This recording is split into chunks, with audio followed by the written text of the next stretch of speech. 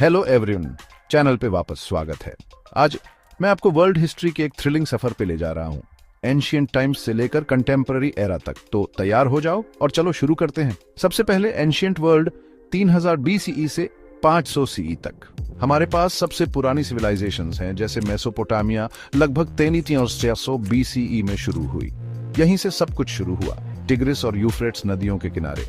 फिर हम चलते हैं एंशिएंट इजिप्ट, जो अपने पिरामिड्स और मम्मियों के लिए फेमस है। 3000 BCE से नाइल नदी के किनारे फलता फूलता रहा। इंडस वैली में हड़प्पा और मोहनजोदड़ो 2500 BCE के आसपास एडवांस्ड अर्बन प्लानिंग वाले हलचल भरे शहर थे। और एंशिएंट चाइना को मत भूलना, जहां 1600 BCE से शांग और झोउ राजवंशों का राज था। अगला हम देखते हैं एम्पायर्स और रिलीजन का उदय। ग्रीक एम्पायर 800 BCE से हमें सुकरात, प्लेटो और अरस्तु दिए और डेमोक्रेसी का जन्म हुआ।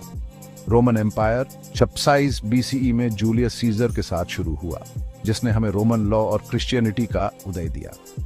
इसी दौरान इंडिया में हिंदुइज्म, बुद्धिज्म और जैन धर्म 500 BCE के आसपास आकार ले रहे थे। अब चलते हैं मेडिवल वर्ल्ड की ओर, 500 CE से 1500 CE तक। बाइजेंटाइन एम्पायर, रोम का पूर्वी भाग 1215 तक फलता फूलता रहा। इस्लाम का उदय 122 CE में पैगंबर मोहम्मद के साथ हुआ, जिससे उमैयद और अब्बासीद खलीफा का उदय हुआ। और 1206 में चंगेज खान के नेतृत्व में मंगोल साम्राज्य अब तक का सबसे बड़ा भूमि साम्राज्य बन गया। यूरोप भर में सामंतवाद फैला। उसके बाद 1199 से 1293 तक क्रूसेड्स हुए, ईसाइयों और मुसलमानों के बीच धार्मिक वॉर। फिर आई ब्लैक डेथ, जिसने 1343 से यूरोप को तबाह कर दिया और 1/3 आबादी का सफाया कर दिया। अब मॉडर्न वर्ल्ड 1500 CE से 1900 CE तक, 14वीं से 17वीं शताब्दी तक का पुनर्जागरण। लियोनार्डो दा विंची और माइकल एंजेलो जैसे प्रतिभाशाली लोगों के साथ एक सांस्कृतिक पुनर्जन्म था।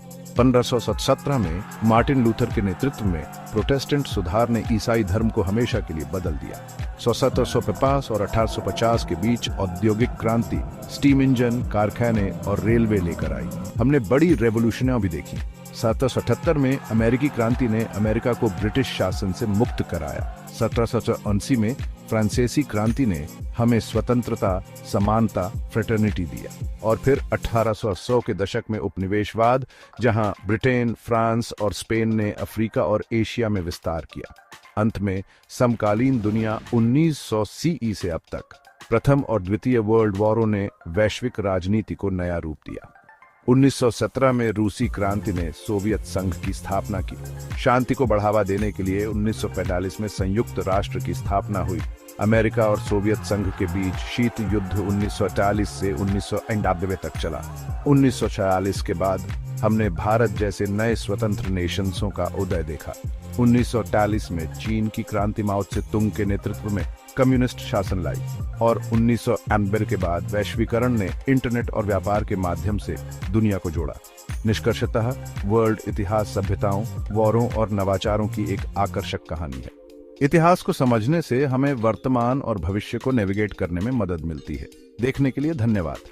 अगर आपके पास कोई खास टॉपिक है जिसके बारे में आप और जानना चाहते हैं, तो मुझे कमेंट्स में बताएं। अगली बार मिलते हैं।